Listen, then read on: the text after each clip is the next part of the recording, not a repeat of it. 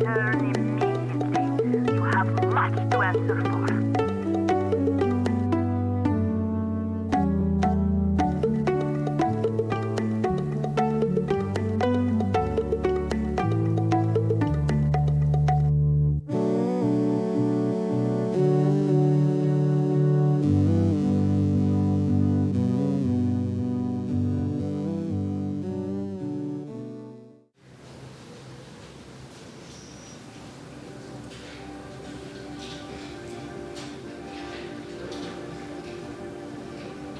Em 1993, o arquiteto Souto Moura foi convidado a remodelar o Paço dos Três Escalões, local onde o Museu Grão Vasco estava instalado desde 1938. A intervenção de Souto Moura, mantendo a identidade deste edifício emblemático da cidade de Viseu, adaptou-o às exigências de um programa museológico contemporâneo. Foi convidado pelo Instituto Português de Museus a remodelar o museu, que era uma espécie de caixa de Pandora de surpresas. Portanto, o edifício estava muito mal recuperado, basta dizer que não tinha escada. E foi pedido para remodelar e punha-se a questão que o museu, porque aquilo era uma espécie, quando eu digo a caixa de Pandora, era uma espécie de colecionismo.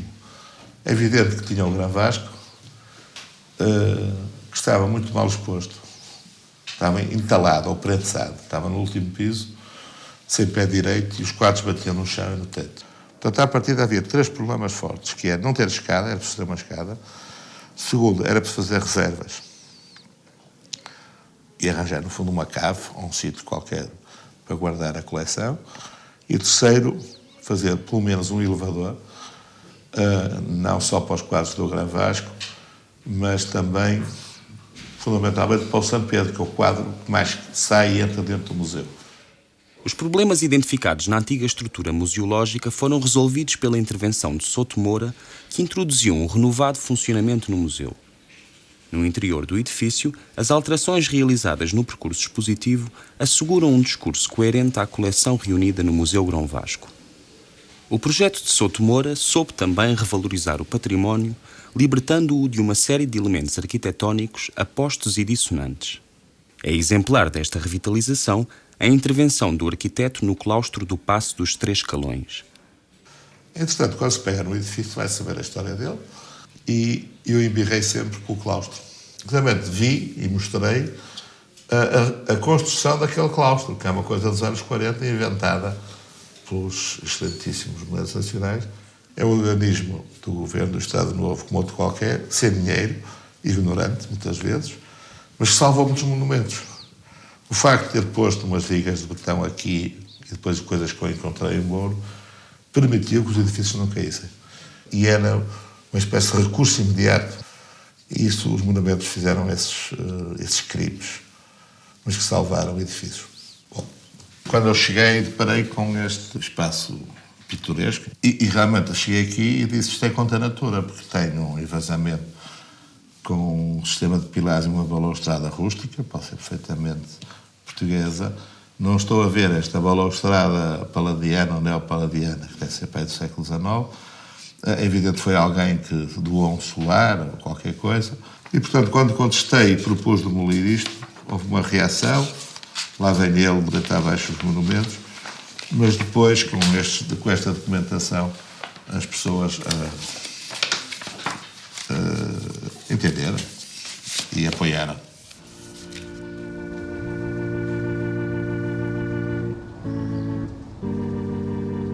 O claustro passou a ser todo pedra, quer por baixo, quer por cima, e isto ficou muito melhor.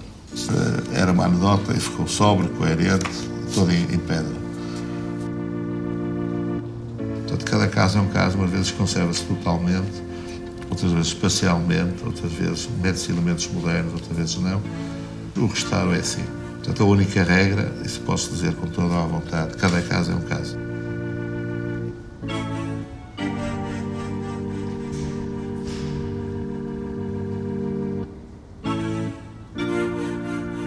A remodelação do Museu Grão Vasco revelou-se um ponto galvanizador na transformação e na vivência do núcleo histórico situado no topo da cidade de Viseu. A praça, onde o museu, a Sé e a Igreja da Misericórdia se integram, é vista de quase todos os ângulos da cidade.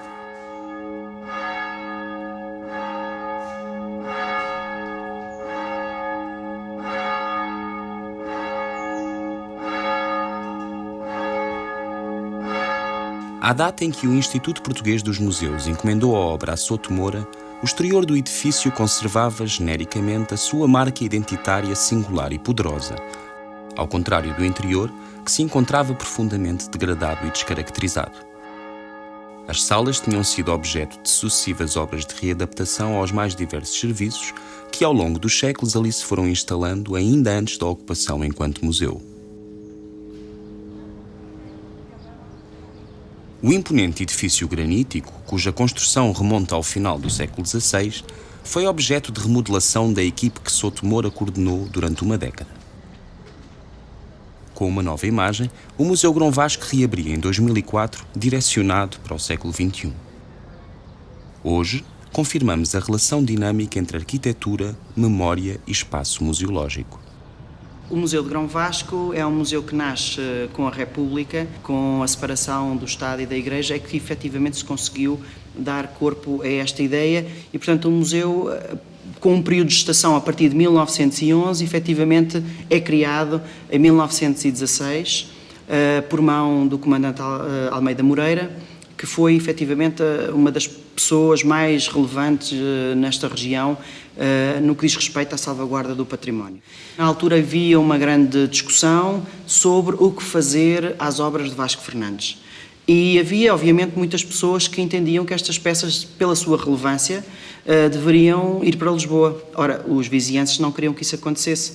E então o Museu de Grão Vasco surge, de certa forma, para albergar, em primeiro lugar, essas coleções. E durante toda a direção de Almeida Moreira, até 1939, ano em que ele morre, o museu é pautado por uma conquista de espaços dentro deste conjunto que compõe a Sé e o Paço Episcopal.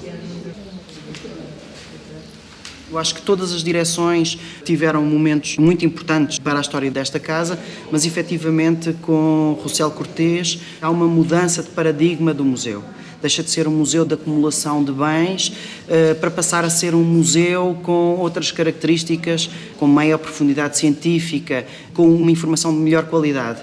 Em 1960 há inclusivamente uma ação no sentido de se estruturar um pouco aquilo que são as carreiras das funções que nos museus têm que ser exercidas, nomeadamente as dos conservadores, dos restauradores e também dos próprios serviços educativos. Há depois um outro momento com a direção de Alberto Correia, seguida da direção de Dalila Rodrigues, porque foi um momento em que o Paço dos Três Escalões sofreu obras e se transformou no museu que hoje conhecemos, com esta nova imagem, uma obra promovida por Eduardo Souto Moura, com uma assinatura muitíssimo forte também, e no fundo o Museu Grão Vasco fica preparado para uma nova forma de entender os museus e a museologia, já, digamos, na transição do século XX para o século XXI.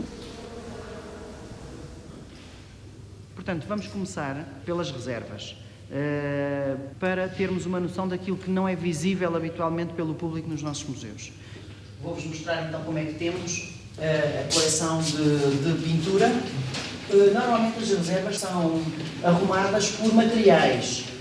E então nós o que fizemos foi, nesta primeira parte da reserva, concentramos os suportes de madeira que simultaneamente são também a pintura mais antiga, que vai desde o século XVI, essencialmente, até passando já para coisas do Renascimento. As nossas coleções têm por base, essencialmente, as coleções da Igreja, que foram expropriadas, enfim, embora talvez este não seja o termo mais correto, foram afetadas ao Estado e a um uso civil, após 1911. Vou-vos mostrar aqui outras situações.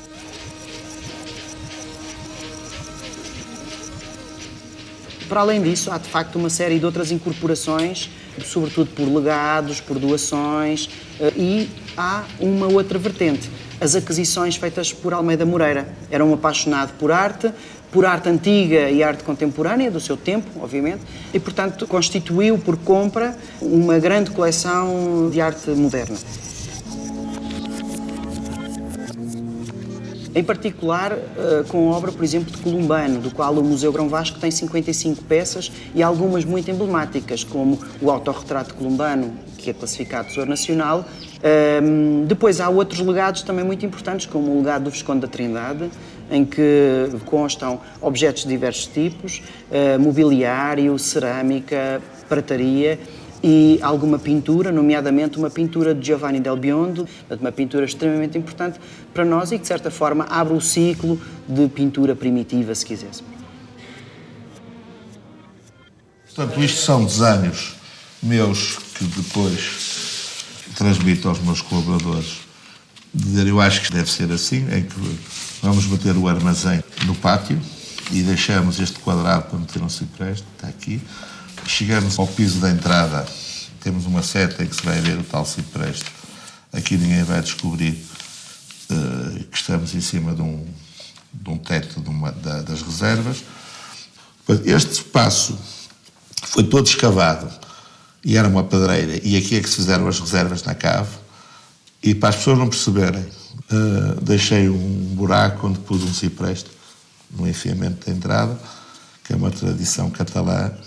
Quando há um cipreste, as pessoas são bem-vindas. Quando há dois, o cavalo não pode entrar nem beber água. Portanto, um cipreste significa que você é bem recebido. Estas janelas dão para abrir? Então é só para enfeitar. Para quem já conhece o museu, numa visita, vem a recepção, tem a escada e depois tem a permanente rotativa e tem as temporárias. As pessoas já conhecem o museu e podem fazer isto, e depois podem definir aqui um bar e um restaurante. E podia haver espetáculo ao livre, porque Viseu tem uns verões agradáveis e tem uma boa acústica, portanto, as proporções e o tipo de materiais a pé. Pronto, isto era o piso da entrada. Este edifício não foi sempre um museu. Foi construído inicialmente para ser um seminário e só no século XX se transformou num museu, sobretudo para guardar, preservar, cuidar de alguns objetos de inegável valor artístico e histórico que estavam um bocadinho perdidos pelos vários conventos e igrejas da região da Beira. As obras e objetos reunidos no núcleo Liturgia e Devoção no final da Idade Média remetem para várias interpretações. Se a sua musealização lhes confere o estatuto de obra de arte, é na referência ao universo religioso de onde foram retirados que recuperam o seu significado.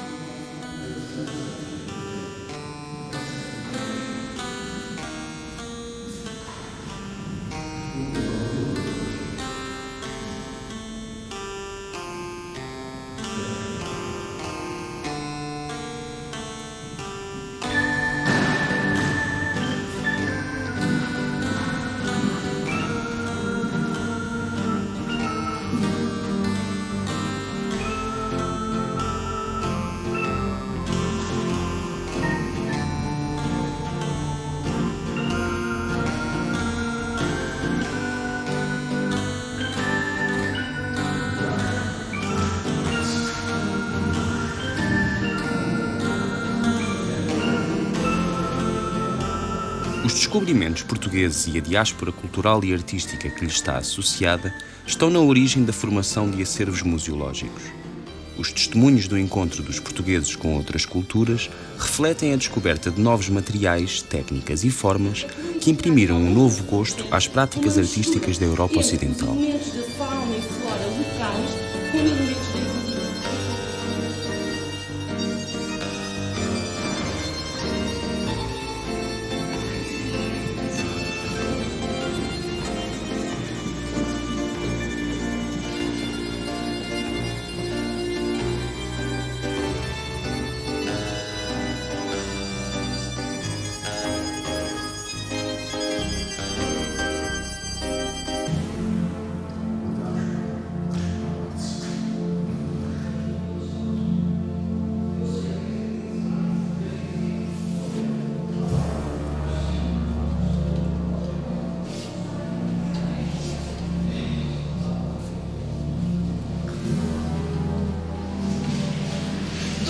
exemplos bem representativos da estética barroca podem ser vistos aqui com Santa Ana e a Virgem e Imaculada Conceição. Cabelos longos e ondulados, mantos com pregas e pontas que caem, linhas sinuosas e curvas. Outro dos aspectos da estética barroca é a expressão que pode ser vista nesta coleção de apóstolos com o seu rosto dilacerado pela dor. Rostos expressivos, emoções violentas, conferem certo dramatismo. Por isso, escolhiam santos que tinham tido doloroso, como é o caso de São Francisco e São Sebastião. Este último, atado a um poste, traspassado por flechas, por não ter renegado da sua fé.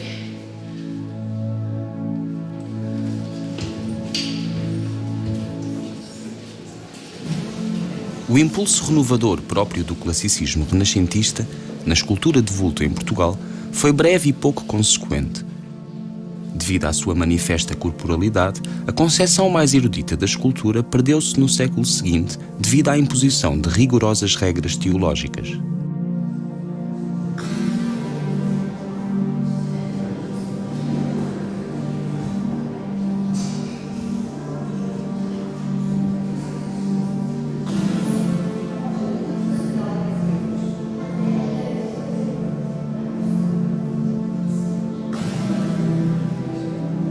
A relação do homem com a morte configurou, desde os tempos mais remotos, um complexo universo de considerações.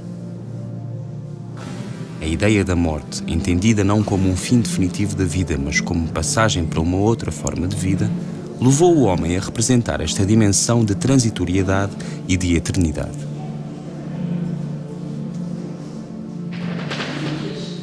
Podem ser cabelos, pedaços de pele, unhas, dentes, cabelos, pedaços de pele, unhas, dentes, cabelos, pedaços de pele, unhas, dentes ou objetos que o santo tenha santificado através do seu contacto.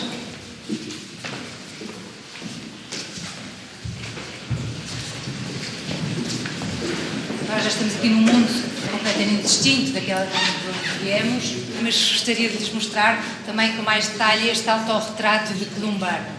Este é um dos primeiros quadros da sua carreira de pintor, chama-se No Meu Ateliê, numa altura em que ele esteve em Paris como bolsa e acabou por fazer parte da sua formação lá, embora a maior parte da sua formação tenha sido recolhida com o seu pai, na presença, tenha sido formado na escola do seu pai e grande parte da sua aprendizagem foi feita e herdou muito da maneira de pintar e dos temas de pintura do seu pai. De qualquer modo, este quadro é interessante por ser um dos seus primeiros e por ter um columbano jovem ainda, que está a adquirir aqui uma postura central no quadro, mas um bocadinho desviada, porque deixa mostrar por trás, depois há aqui uma série de referências. Estudando um bocadinho e conhecendo um bocadinho mais da pintura de Columban, percebemos que isto são tudo outras obras de arte que ele acaba por fazer.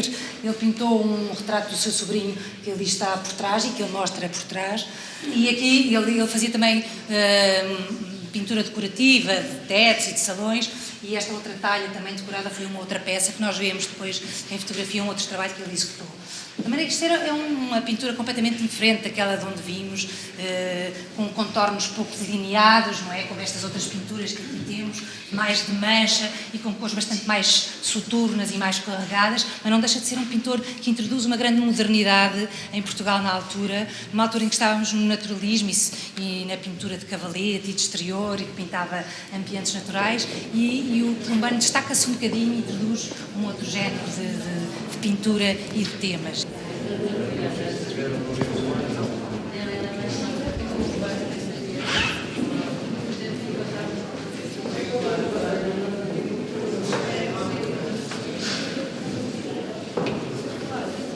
No último piso, a área expositiva é dedicada à coleção mais importante do museu, a obra do pintor viziense Vasco Fernandes, mais conhecido por Grão Vasco. Esta coleção integra também obras dos seus mais diretos colaboradores, sobretudo Gaspar Vaz, e de alguns contemporâneos das oficinas de Lisboa.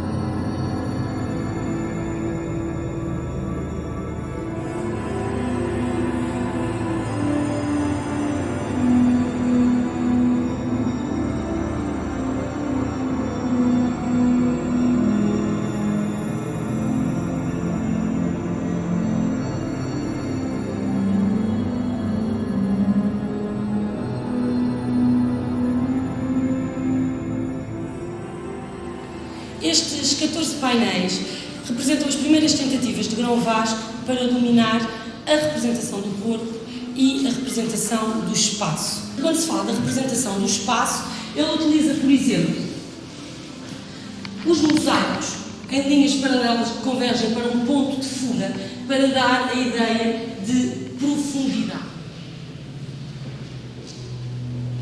Na apresentação destas obras, optou-se por uma aproximação à disposição original das pinturas.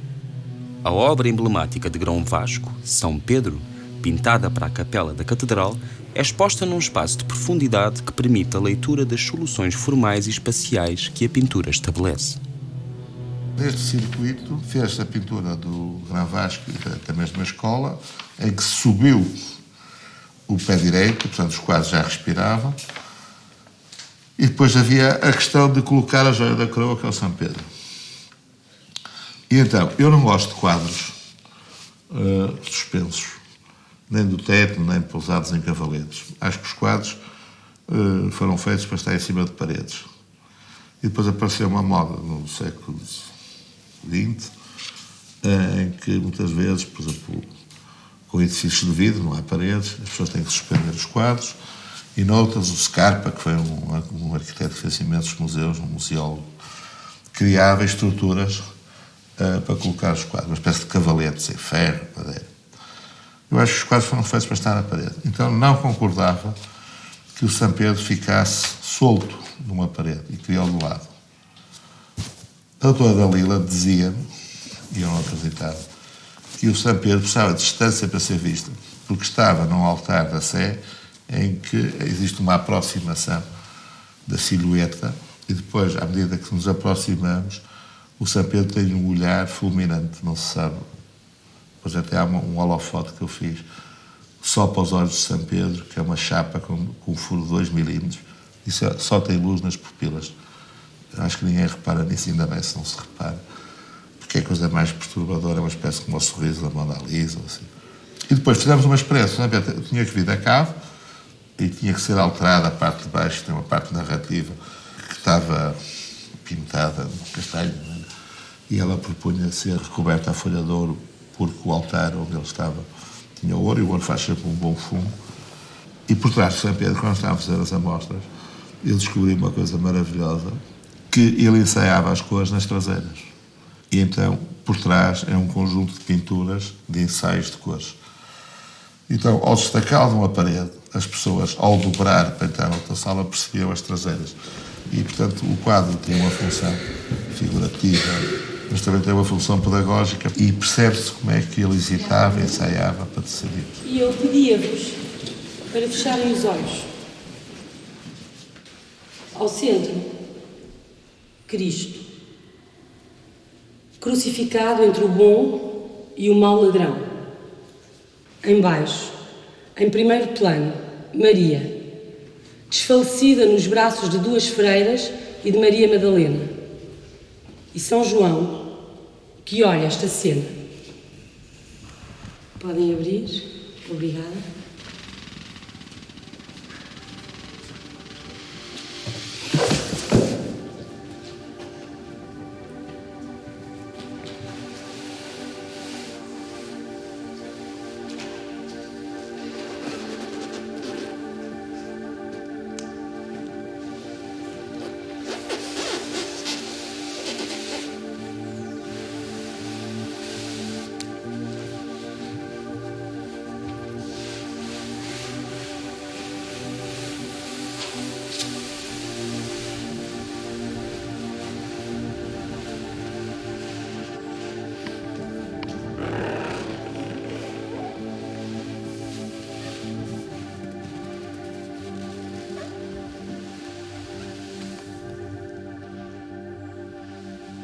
As coleções do museu efetivamente são bastante vastas e obviamente que não há espaço suficiente para albergar muitas das obras que neste momento estão em reserva.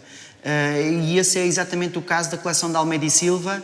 É uma coleção relevante no contexto local e o que nós fizemos, de certa forma, foi, passados 15 anos da última exibição que foi feita sobre a obra de Almeida e Silva, voltar a devolver ao público uma série de ícones que sempre conheceram neste museu para as reintegrar no discurso corrente do museu, mesmo que não seja na exposição permanente, mas efetivamente através das exposições temporárias conseguimos proceder a esse objetivo. Almeida e Silva nunca se transforma num pintor de primeira linha em Portugal, mas é uma pessoa que consegue captar muito da essência, da tradição, dos sentimentos vividos na região de Viseu. Ele, de certa forma, faz uma pintura antropológica, no caso, por exemplo, das hortaliceiras, em que ele representa duas senhoras que trabalham provavelmente no mercado em Viseu. Depois, obviamente, temos outras pinturas, como o retrato de Almeida Moreira, que foi primeiro diretor do Museu Grão Vasco.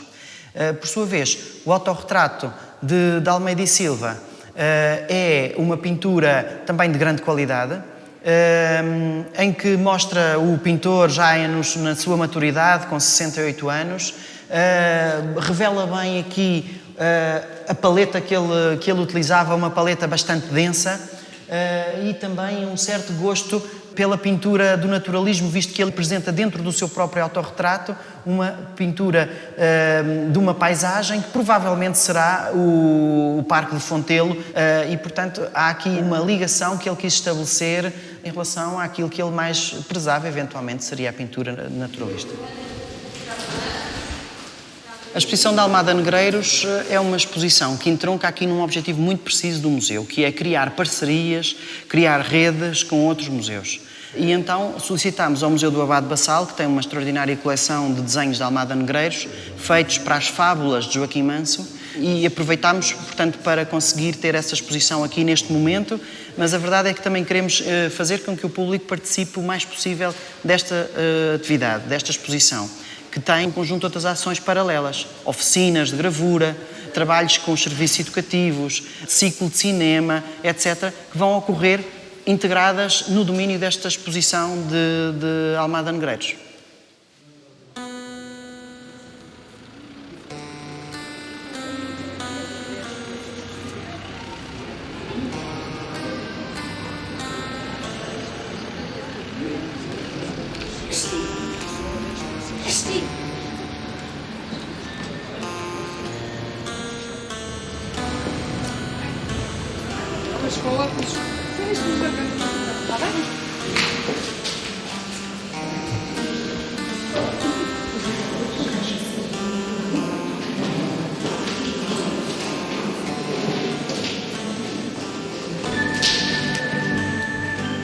Já agora aproveito para vos convidar, depois deste momento em que passámos por 10 peças, a assistir a um espetáculo da Viriatuna e desfrutem também do resto da noite. Muito obrigado.